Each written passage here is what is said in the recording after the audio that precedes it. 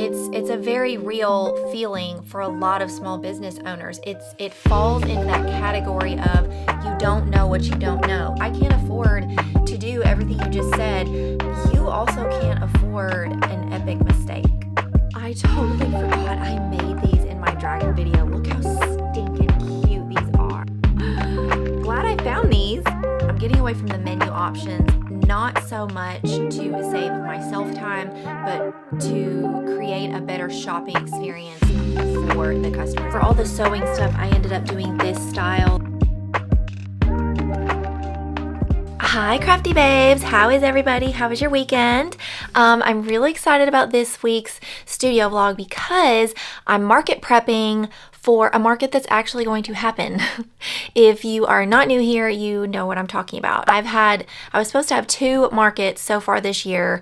One got flooded out and the other one was kind of a mess, but we're past it. This is a vintage makers market in Jackson, Tennessee. So while I'm market prepping and doing some of like the repetitive things like clipping bags to finish and stuff, I'm going to be sharing some legal biz things. I've had a few questions about that, and I'm going to share some of the new dog bookmarks breeds that I finished. They probably won't make it to the website before this weekend, but I'm just going to go ahead and take them with me to the show. And then I'm also going to be sharing how I do my market signage, like how I make it in Canva, why, how much it costs, all that good stuff. This is my bookmark basket, my magnetic bookmark basket where I have all my tools and my magnets right here.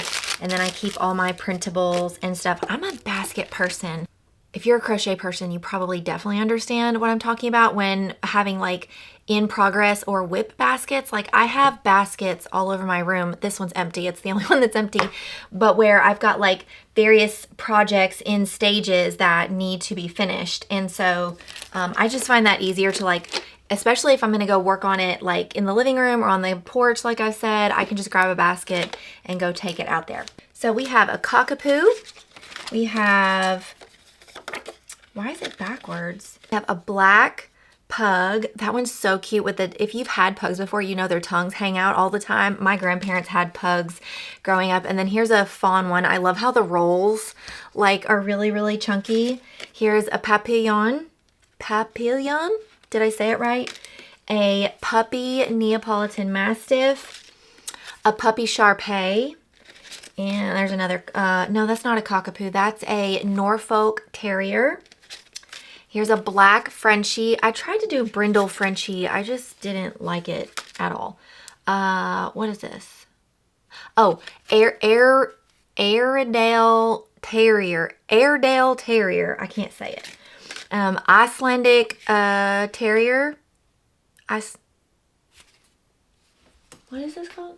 Maltese. And Old English Sheepdog. I don't really see these much around here, but I just thought it was really cute. I am going to do a video soon about like how I do like a lot of printables. I know I talk about DIY printables a lot and how I make them for my business and I save money doing them for my business, but I just don't have time for that this week, but it is coming, I promise. Friends, I want to share with you a huge money saving tool that I use in my shop almost every single day, and that is a thermal printer.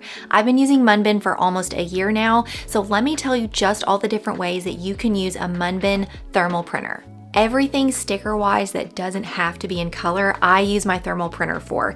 Any kind of shipping stickers, all the shipping labels. You can even use Munbyn thermal printers to print packing slips if you have larger orders.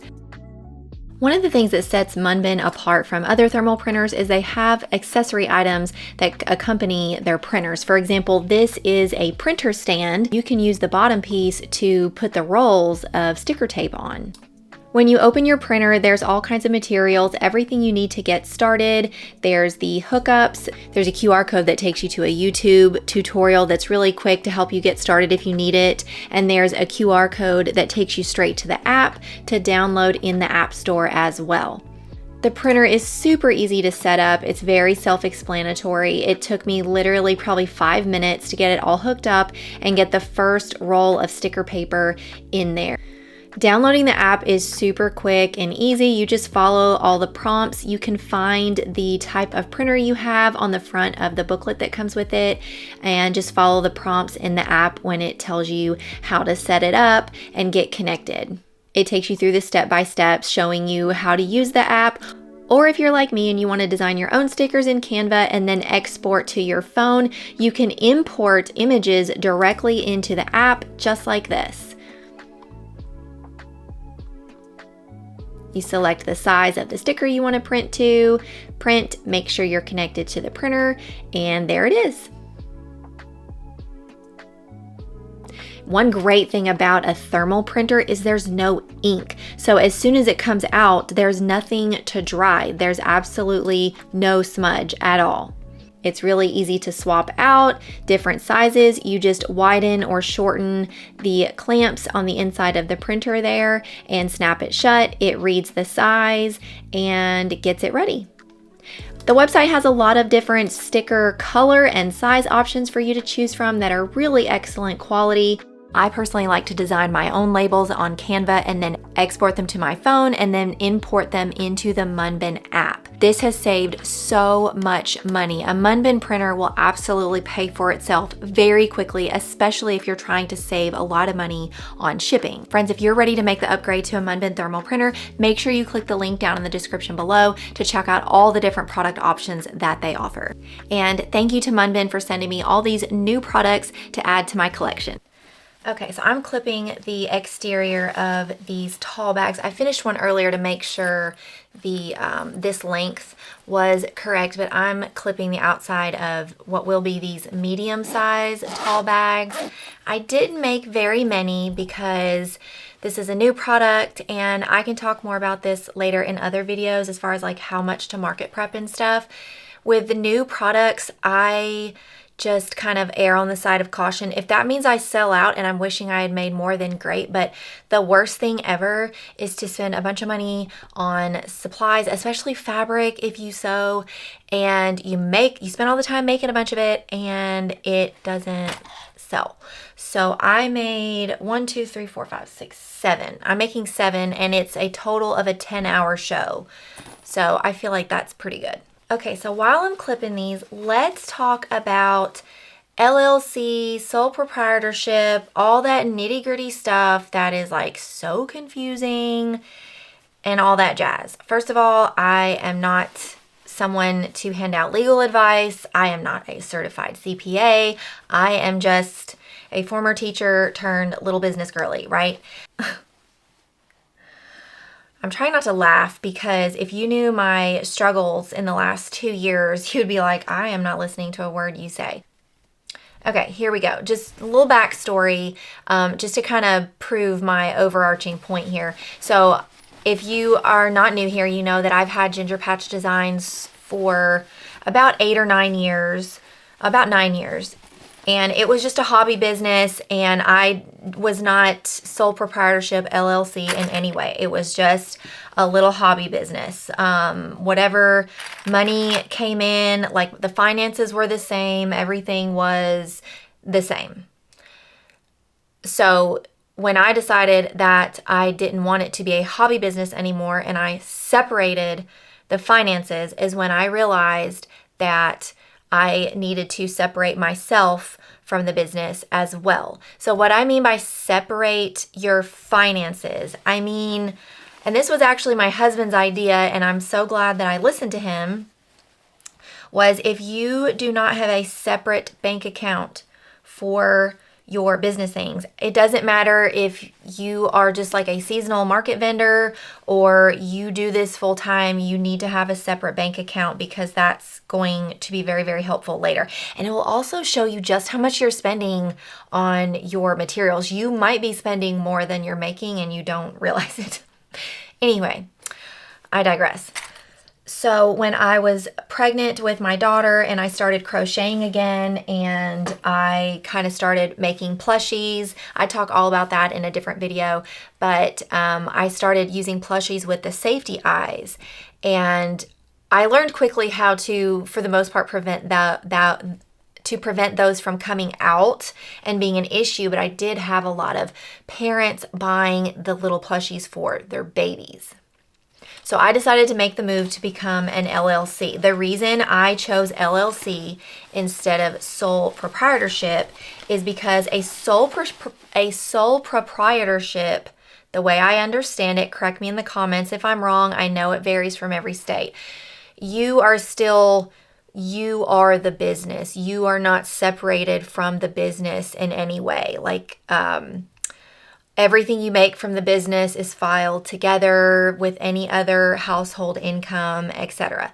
An LLC separates you from the business, and then you also have, with that, you have that extra layer of legal protection that comes with being a limited liability corporation, at least in the state of Tennessee. I cannot speak for other states. Now, beyond what I just said, I cannot give any legal advice. Not only is it wrong, that's what I pay my CPA for. If I have any questions about any of that, I just email my CPA.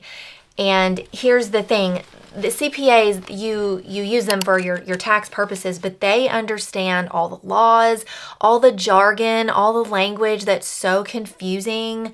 They know what it is. They can tell you exactly what it means, what you need to do, deadlines you need to pay attention to. They can map it all out for you and take away all of that stress. I know that some of you are probably watching and you're like, I can't afford a CPA, or I can't afford to do everything you just said. You also can't afford an epic mistake. I mean, that's the conversations that I had with myself and that my husband and I had. I am honestly still to this day terrified of making a huge legal mistake that like wipes out my business. And so, and I'm being very honest when I say that. I'm being honest because I stopped working. And so anytime I have any questions at all, I get with my CPA and they tell me exactly what I need to do. And I feel like that money is well spent. It is a non-negotiable, and it's really not that expensive at the end of the day when I know that my butt is covered. I'm not missing any deadlines. The IRS is not going to red flag me or anything like that. I should clarify, like, I'm not terrified anymore, but I used to be. I got with a new CPA who's really, really wonderful and has been very proactive on my part. That's another thing. Make sure you're choosing a certified person who's actually going to have your best interest at heart. I did not do that initially. I had to learn the hard way, and it was 2 years of frustration until we finally found a good one. And so just keep that in mind when you're kind of shopping around for a CPA. I don't have that fear anymore now that I'm with her, because she's proven herself to be trustworthy and we're comfortable with her and everything. But it's a very real feeling for a lot of small business owners. It falls into that category of you don't know what you don't know. Even if you're being proactive and you're reading and you're researching and you're calling and you're talking to your other business friends, you're watching videos like this, even though this is probably not that helpful, you don't know what you don't know. And that's really, really scary. And so I highly, highly encourage you to shop around for some CPAs, start tracking your expenses, and making some of those really important steps. Speaking of tracking your expenses, I was just talking to another subscriber this morning, Miss D, she's probably watching, about the importance of tracking expenses and what I use. I know QuickBooks is like the most popular thing, and I probably should make the change. However, I have been using Paper and Spark for years. Where is the hole? That was probably a really poorly worded statement, but I can't. Did I finish this one already? There it is. I'm trying to be productive and still have our little chat at the same time. Anywho, I've used Paper and Spark for years. Paper and Spark, and this is not even a paid affiliate or anything. I just really love the product. So the owner is a certified CPA, and if I'm remembering correctly, she started like a little jewelry business on Etsy years ago, realized there was not a bookkeeping product out there that kind of would be, how do I say this? basically the spreadsheets that you buy on Paper and Spark. There's like, I have the Etsy one, the Square one, and the Shopify one. And she has formatted these. You can use them in Excel, or I have Mac, so you can format it for numbers.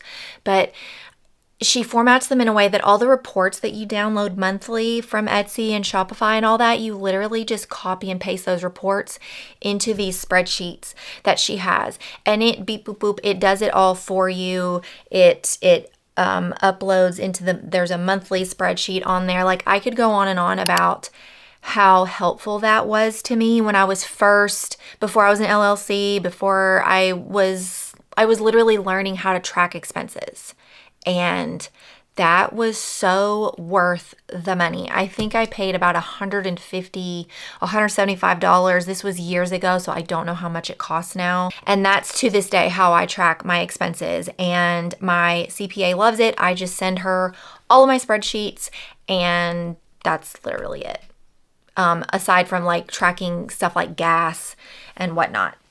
Okay, I got all these corners sewn. This is my least favorite part. Not the cutting, like where you have to clip all the interior corners and it's this big floppy mess. This is what the bags look like before they're finished. As an aside, like, I'm not trying to tell you what to do with your business. I can only share what my experience is and why I did it the way I did it and what I learned from it, if there's something to be learned. And then you can take from that what you will, and hopefully that will help you make your own decisions. So I am in no way telling anyone what they should do. I will say that I did not have an LLC. I wasn't incorporated in any way for years, and it was fine. You know, I wasn't rolling in the dough or anything. It was a hobby business on the side to keep my sanity while I was in the classroom. Okay, that's a bit dramatic. I didn't struggle with my sanity, but it was my stress relief while I was in the classroom. But another reason that I'm glad that I did end up getting an LLC, and I would have before going full time if I hadn't already, was because I'm trying to diversify my income in multiple ways, like with YouTube and anything associated with the internet. I feel like it has this underlying distrust isn't the right word, like just the unknown. Like, anything could happen to you when you're putting your business and yourself out there on the internet. And I just feel like having that extra layer of legal protection is just a really good CYA, if you know what I mean. Again, I don't even know what could happen. Again, you don't know what you don't know. There's all kinds of crazies out there. There's all kinds of scammers out there on the internet. I just feel like in this day and age, if we can take measures to protect ourselves, even if it costs us a little money, we should do it. Okay, I'm going to finish turning all of these right side out. Oh my gosh, they're so cute. I mean, I know I'm biased because I made them, but it's all in the zipper, y'all. It's the zipper. So a few studio vlogs ago, I made the loop was like way out here. It was too big, but I fixed it. It's the perfect length, and it's straight this time. It's straight. So I'm going to get all these turned right side out and sew the liners, and then probably be time to go get my daughter.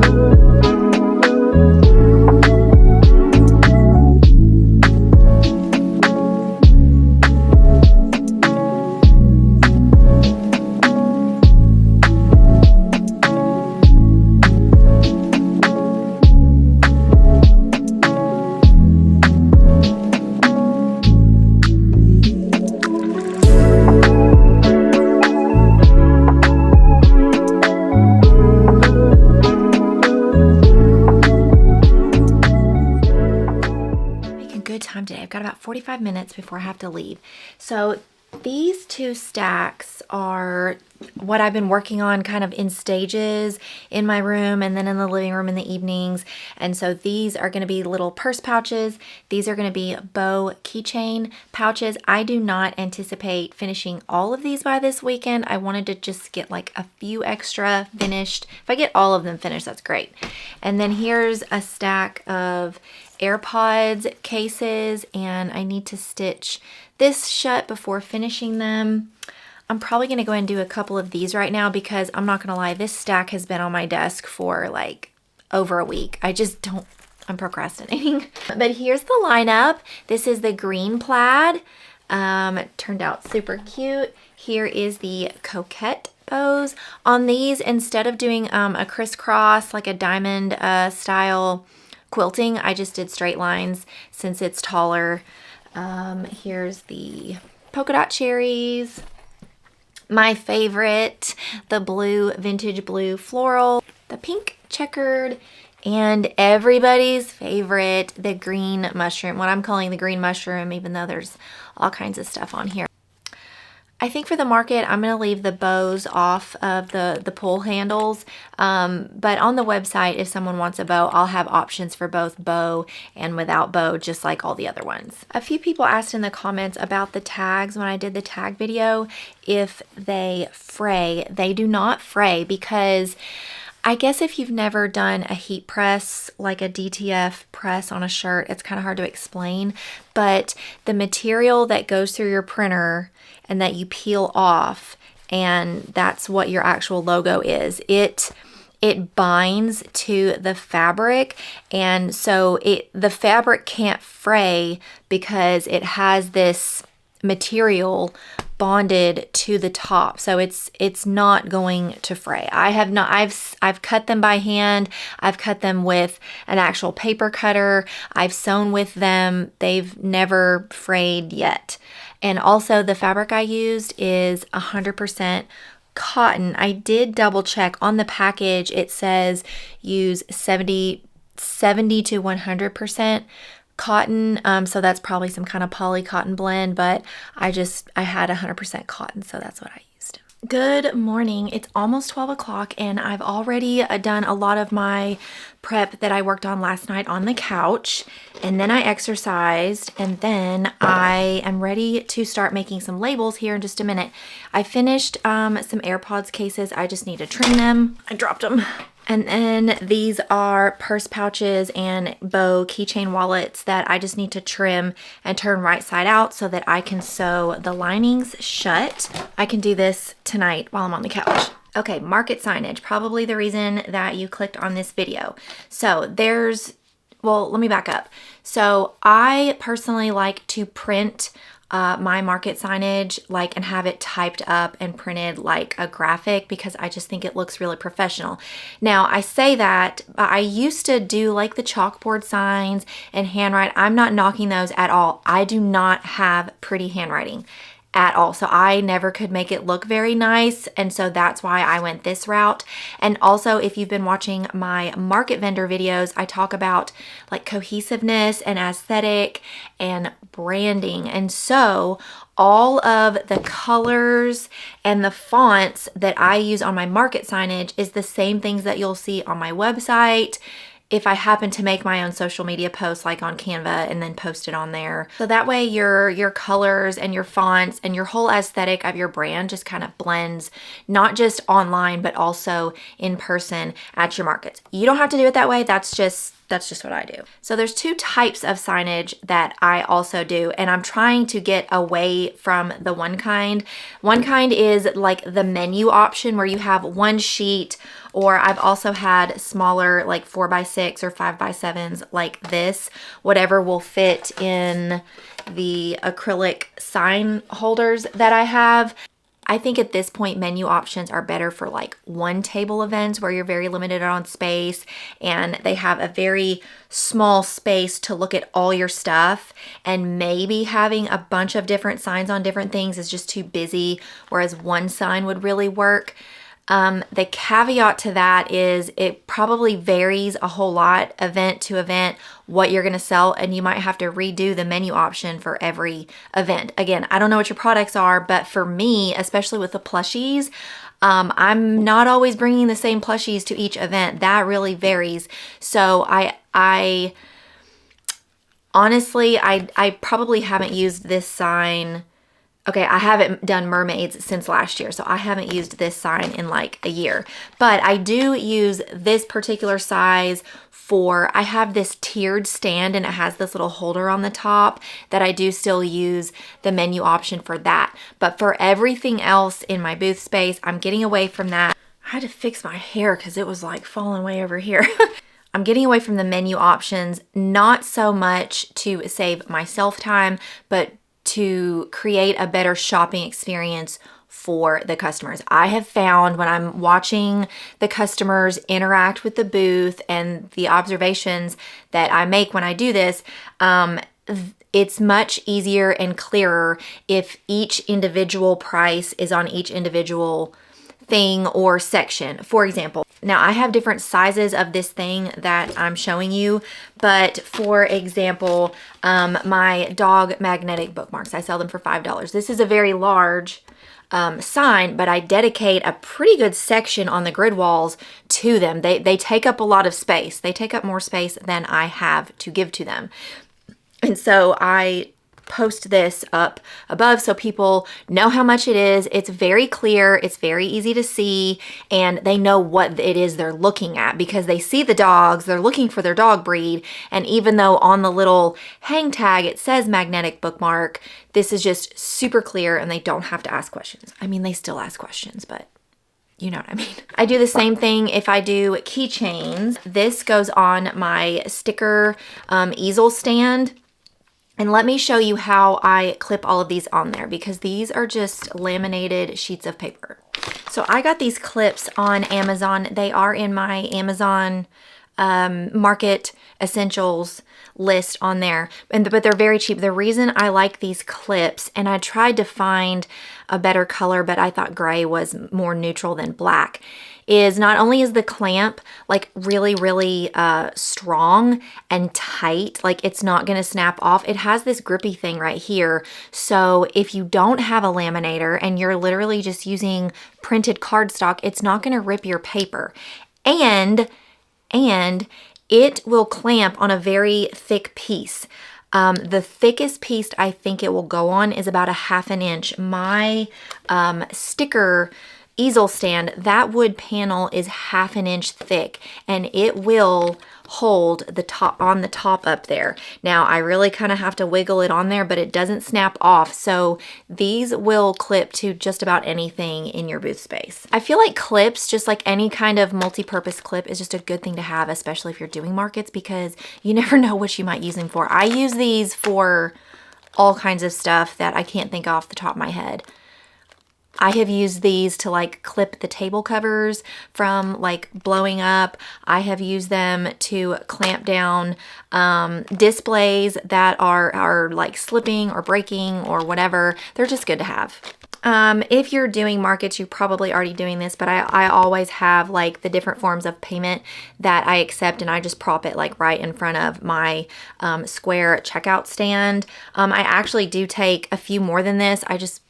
I would prefer not to, so if people ask, then I will say that I take it. I also always keep like a clearance sticker, stocking stuffer sticker for Christmas. And then here's the smaller style. I do these smaller styles more for all the different kinds of plushies that I make. They're just very small. They don't take very much ink. And you could even leave, this is what I'm going to do this year, is just keep some just blank numbers, dollar signs in here that doesn't have like the text of what it is, so that if I need to add a price to something really quick because I forgot to print it or whatever the case may be, I think it's really valuable to have with you like $5, $10, $15, whatever your price ranges normally are, just have blank ones that don't have the text on there. And I keep all of this mess. There's a lot on my desk right now. I keep it in just like a zippered thing that normally goes in a binder. I used to have these in my classroom. I think my work bestie gave me these, and so I just use it to keep all my stuff in, and it's waterproof, and I just keep it in the toolbox. Now would be the time that I'm going to literally show you how I'm going to make some new signs and laminate them and all of that. And we are, but when I went to make my list of what I actually need to make, I realized that I forgot a bunch of these plushies that I made. So I need to do some inventory first.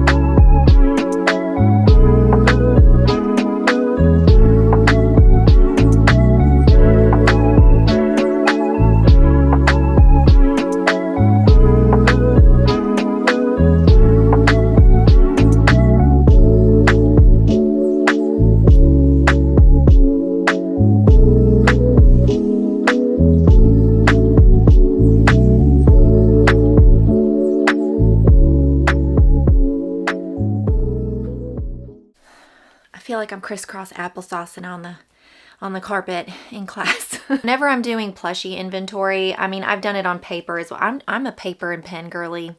I only just started using the notepad feature on my iPad, but I like it because you can just erase it very neatly and rewrite a number without having to completely rewrite your sheet of paper because it's really messy. I've thought about doing inventory in my Notion, but that's just not convenient for me. I like having it just where I can pull it up on my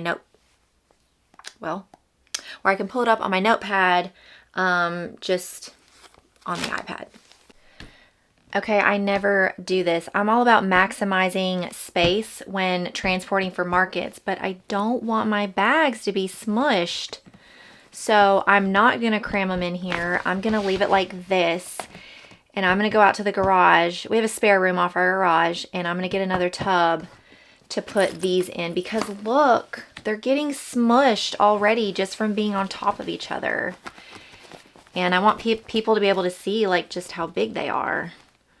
There, I brought it back to life. There.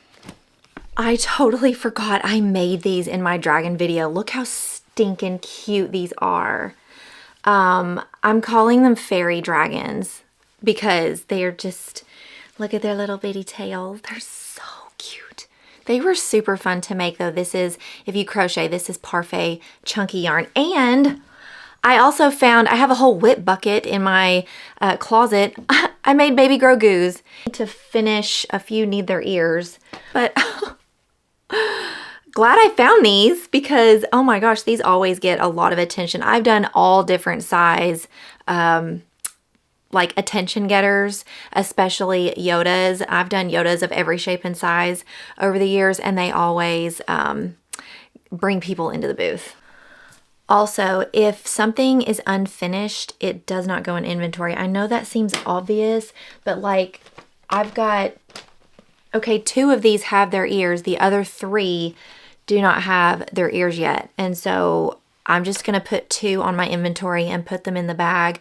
And then if I get these finished, I will. If I get these finished by Saturday, then I will add them to inventory. Okay, so I went out to the garage to get another tote and I found my old chalkboard signs. And I was looking through like what I had on them, and clearly this is not recent. Just listen to some of these prices. This is mostly when I used to do crochet stuff only and a few sewing things. A knit headband for $20. That's not bad. You remember those bun beanies, like where it's like a beanie and then it had a hole in the top, that were like super viral? $20. This is another reason I didn't like the chalkboard ones, because when you try to wipe them off, unless you like have a wet rag and you let it dry, like it got kind of messy, and you can clearly see my handwriting is not pretty. Key fobs. This is when I was trying to get rid of the key fobs years ago because I had so many left over. I was getting rid of them for $1. Wow, this is a trip down memory lane right here. Had to get an afternoon cut before we get to making here. Now, I do have the paid version of Canva. I haven't had the free version in years. You used to be able to do quite a bit with it. I know that some of the elements and the fonts and stuff like aren't available if you don't have the paid version, but you can make this look really nice and it still be pretty basic. I said that backwards. You can make this pretty basic and it still look very nice. There it is. Okay, I'm gonna take you in my Canva dashboard here, and over here in projects is where I have all my folders, and I have a market stuff folders. I don't know if you use Canva or not, but you can really organize all your stuff right here, and it makes it really handy to find what you need quickly. So you can see here, this is like my sign that I have at my checkout stand. These are apparel signs. These are like graphics for promos, and here's the menu signs. There's the market checklist that I linked in the latest market vendor video. I think it's number 4.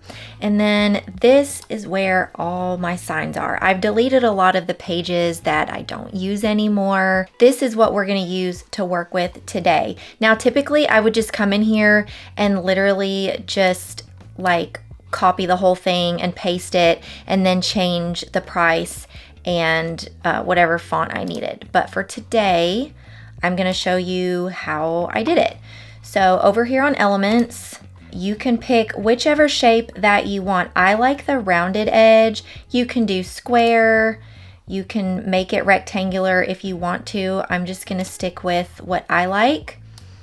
And you can make it wider.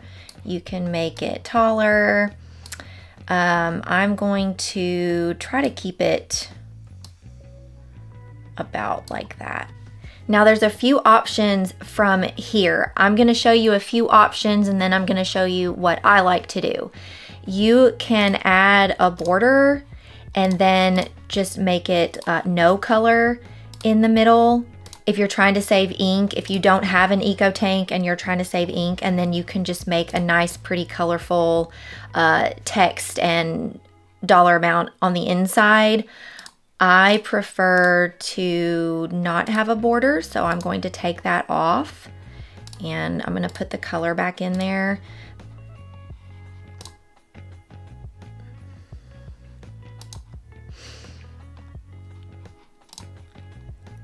Now within this, you see you can start typing, so you can change it to whatever font that you like. One thing I like about Canva, if you scroll down in the fonts, you'll see this brand kit. Now this is a pro feature, but I have pre-saved fonts that you can change in your settings. This is my logo font. It's called Sugar Cookie. I purchased it. It is not part of Canva. And then I also purchased this cursive. It is not in Canva.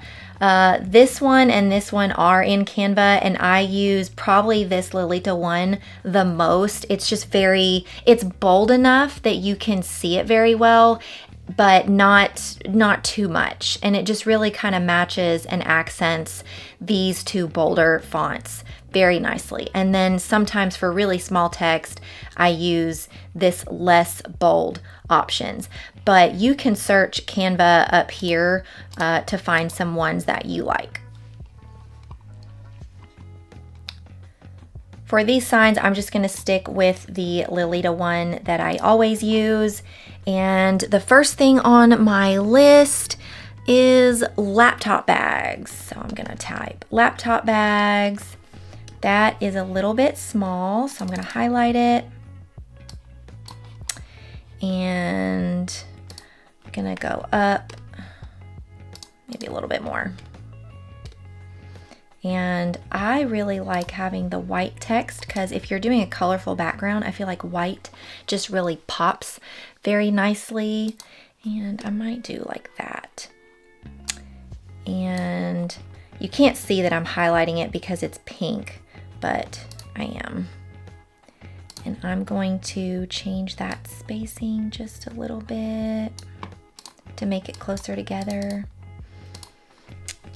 And I'm going to add the dollar amount. I'm not really sure what I priced these at. I'm just going to make something up for the purpose of this. Now, I like to make the price a little bit bigger than the rest of it. There, and then down here in smaller font is where I will add the tax included. I know that it just got bigger, but it's gonna go back down when I fix this. There we go. See? Very nice. Now, if you can't get the spacing the way that you like because you're new to Canva, you can always just go over here to text and add a smaller subheading and then just place it where you want it.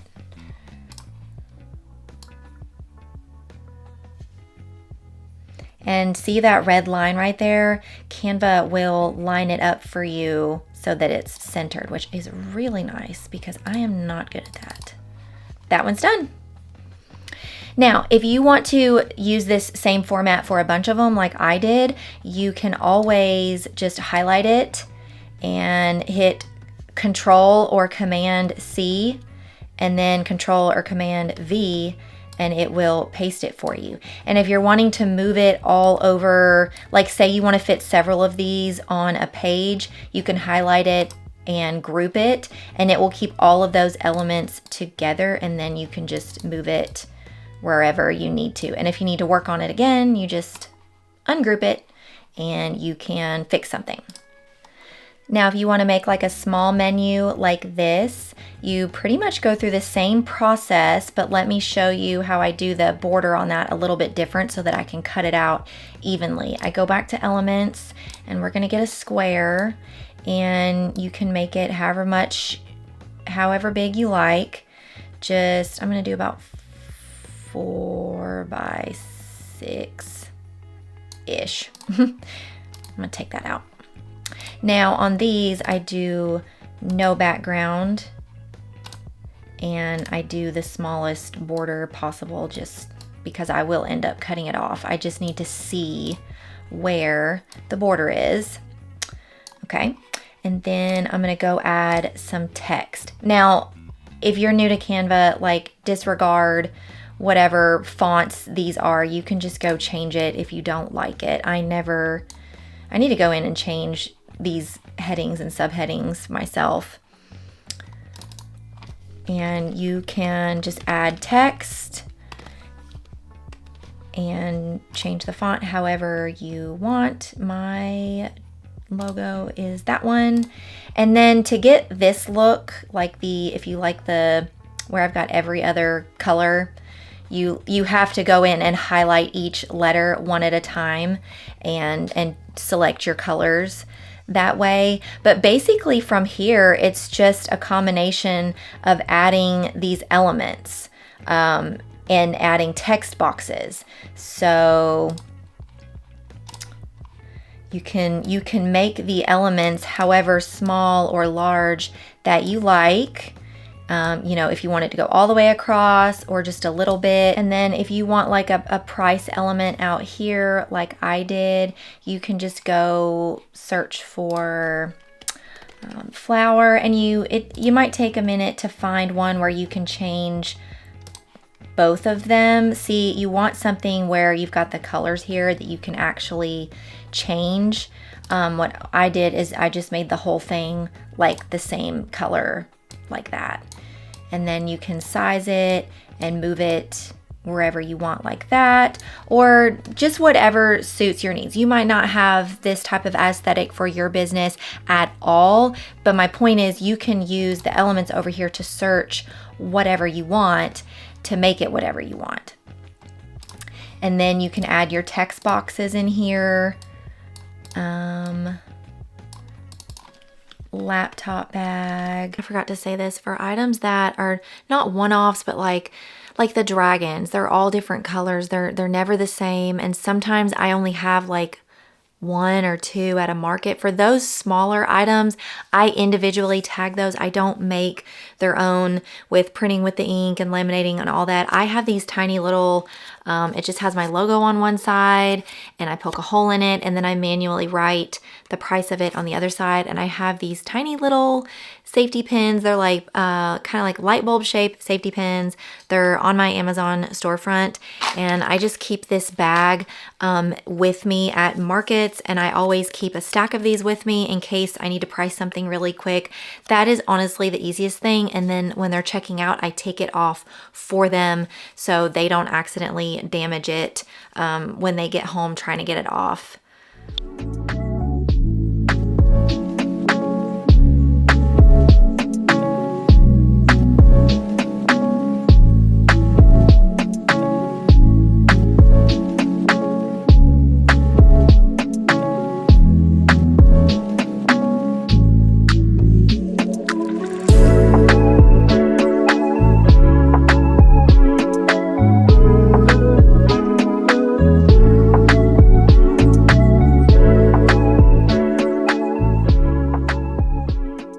I ended up doing a little bit different. For all the sewing stuff, I ended up doing this style. I just made that little square thing come out wider.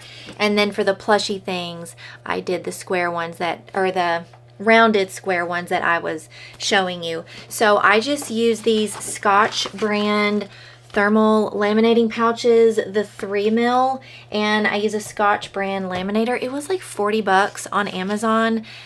I don't know if there's cheaper ones on there. I just got the Scotch because the reviews were really, really good. It's also in my Amazon storefront. And then one little tip, if you've never laminated before, when you put them in these pouches, I just kind of like wipe them down, not wipe them down, but I smooth them down to make sure they don't have any wrinkles, because that's happened with my bookmarks before, and then the whole thing's ruined if there's a wrinkle in it. And then you put it in seam side down. Yeah, and then I just cut them out. I try to pick like really nice rounded edges and things that are easy to cut out, because I really like the ones where I have the flower up here on the side.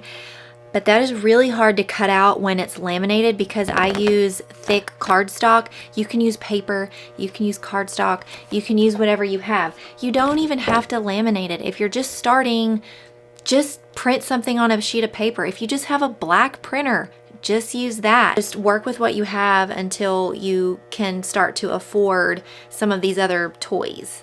I don't have much time, and I wouldn't typically cut these out because this is definitely something I can do later when my daughter and I are snuggling at night, but I've got about 10 minutes before I have to leave. So here's just another thought, because I really kind of glazed over this in this video, as far as fonts and colors, brand fonts and colors. So I used to, when I first started making market signs, I did all menu signs at the time. I would try and make like seasonal cutesy signs. Like if I was doing fall markets, I would make like leaf elements on it and make it so pretty. And then when I did this Christmas market, I made it all like black and gold and just really, I thought it was so glamorous.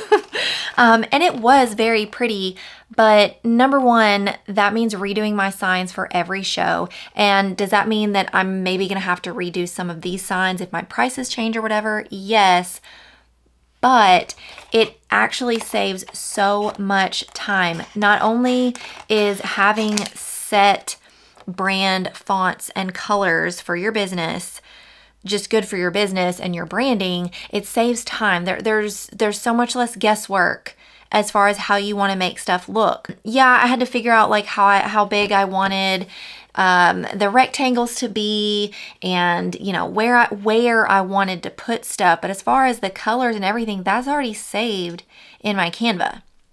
I just have to go click, click, click, and it's so much faster. And I remember when I used to make the seasonal signs with all different colors. I didn't have brand fonts or colors at the time. I spent a lot of time making those and I was so proud of them and they were beautiful, but I didn't have to do that. Work smarter, not harder. And then when I'm done cutting these out, which will probably not be before I leave, I will just put them in that zipper pocket that I showed you. My daughter and I are going to the library though, so I'm gonna bring my laptop and start editing the market vendor. I think it's episode 5 by now. You would think, me being a teacher, that I'm really good at cutting stuff out, but I was a middle school teacher. We did not have Pinterest classrooms. There was not a whole lot of cutting stuff out, and I always had girls at the ready that wanted to help me with anything and everything, and they always cut my stuff out. And so I am not very good at making these look even with lines.